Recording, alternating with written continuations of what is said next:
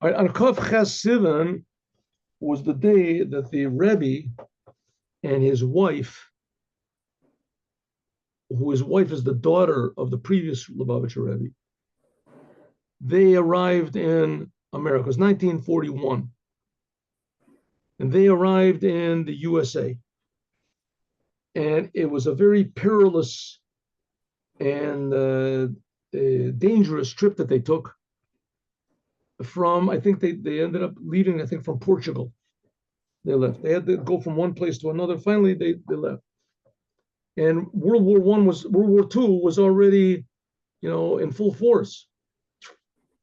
And there were submarines.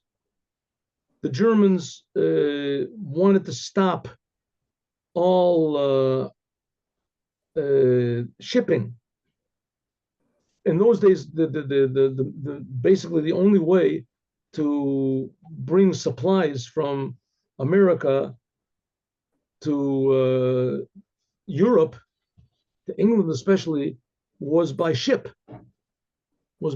I guess maybe plane you could bring small amounts, but by ship. So the Germans made their names be blotted out forever, and they all burn in hell.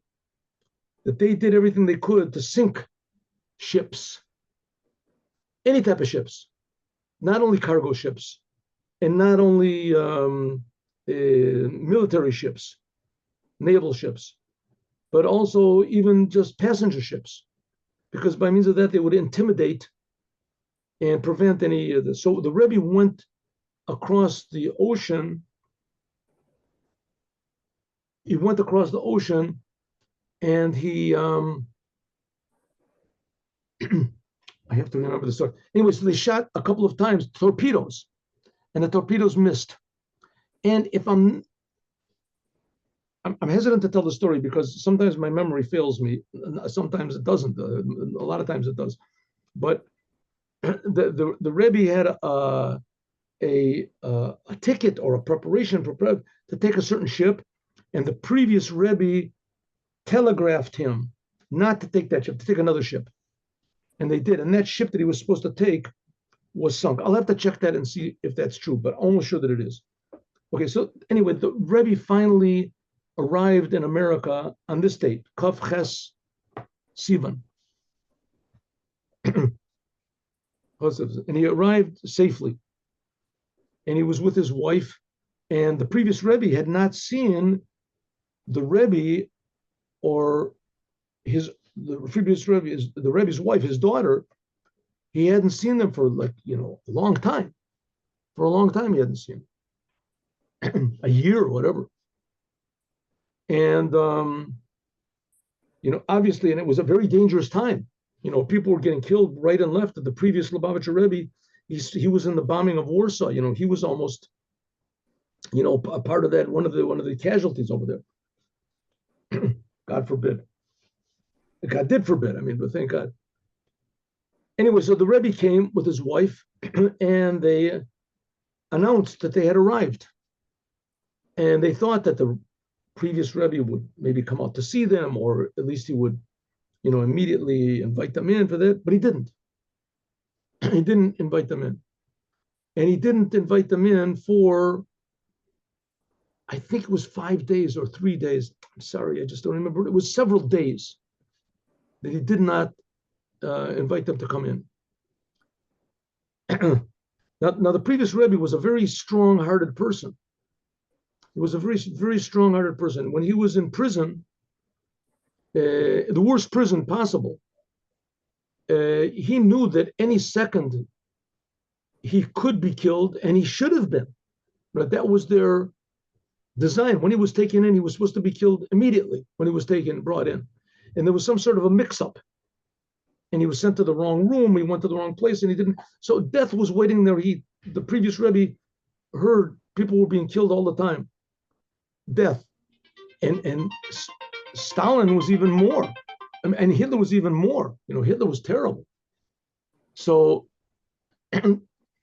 amazingly, they all got together. So you figure the previous Rebbe would really want to see his son-in-law. He loved him deeply, deeply. When the previous Rebbe left Russia, so he said he wanted to take his family with him. So they said, okay, your immediate family. So one of the people he wanted to take with him from Russia, he left Russia in 1929. So one of the people he said, I want to take my future son-in-law.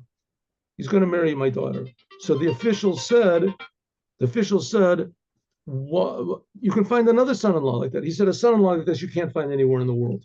You can't. So anyway, so when they came, the previous Rebbe did not see them. He didn't invite them in for a day, 2 days, 3 days, maybe 5 days. I don't remember, but several days. When they did come in, he did see them. So the Rebbe said, you're probably wondering why I didn't see you immediately when you came in or soon. So the previous Rebbe said that I was so emotional. And like I said, the previous Rebbe had a heart like a lion. Right? When he went into Stalin's prison, he was not affected by them at all. He wasn't afraid of them. He defied them. He defied them. He had a heart like a lion. He wasn't afraid, emotional whatsoever.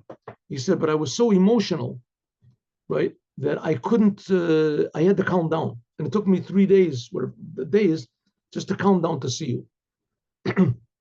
and then he spoke. Later on, I heard a story from Rabbi Simon Jacobson, and it's a long story, which I'm not going to tell the whole story, that the Rebbe sent his father, Simon Jacobson's father, into Russia to get names of, he interviewed Khrushchev, and then he said, while you're there, get names of people and their problems. And he came back with 100 names, 300 names, a lot of names and their problems. And he came back, and the Rebbe wanted to hear about these problems. And the Rebbe didn't invite him in. He let the Rebbe know that he was there, that he had arrived, and the Rebbe didn't let him come in for 3 days. And the Rebbe brought up the story, the same story, and he said, you're probably wondering why I didn't admit you immediately. He said, because the same thing as my father-in-law didn't admit me immediately because he was so emotional, the same thing, I'm emotional.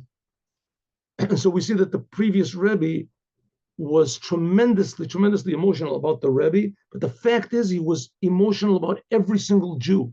How much more so about the Rebbe? And how do we know that? Because we see from our Rebbe, he was tremendously emotional about every Jew, and he was a Rebbe, and that's what a Rebbe is. He just cares about every single Jew in the whole world. Have a good day with Moshiach. Now, Friday, tomorrow, we're going to finish this Devar Malchut. See you all. God bless you.